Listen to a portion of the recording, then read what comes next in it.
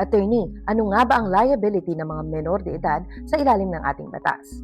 Marami ngang nagtatanong nito ngayon dahil sa nangyaring shooting incident sa Tacloban kung saan sangkot ang mga menor de edad. Kaya magandang linawin ang isang bagay. Hindi totoo na lahat ng menor de edad ay automatic na exempt na sa liability o sa pananagutan kapag sila ay nakagawa ng krimen.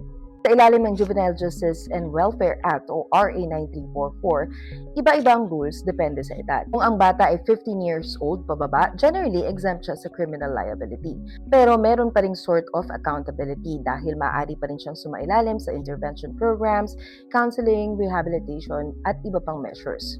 Kung ang bata naman ay mahigit 15 years old pero wala pang 18 years old, dito papasok ang napakahalagang konsepto ng discernment.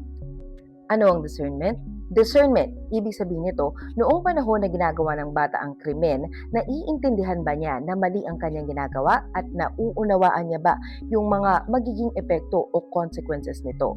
Kung mapatunayan na kumilos siya with discernment, maaari siyang managot sa ilalim ng batas. Pero may mga special pa rin na procedures at protections para sa mga bata.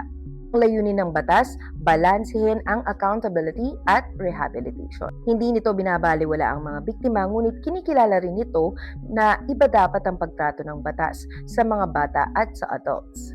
Pakikiramay po sa lahat ng kamag-anak at kaibigan ng mga biktima sa Tacloban shooting incident at paghilom sa lahat ng naapektuhan. Part 2, pag-usapan natin kung ano nga ba yung mga palatandaan na may discernment ang isang menor de edad at paano nga ba ito pinapatunayan sa korte. Follow mo na ng Abogada for more videos.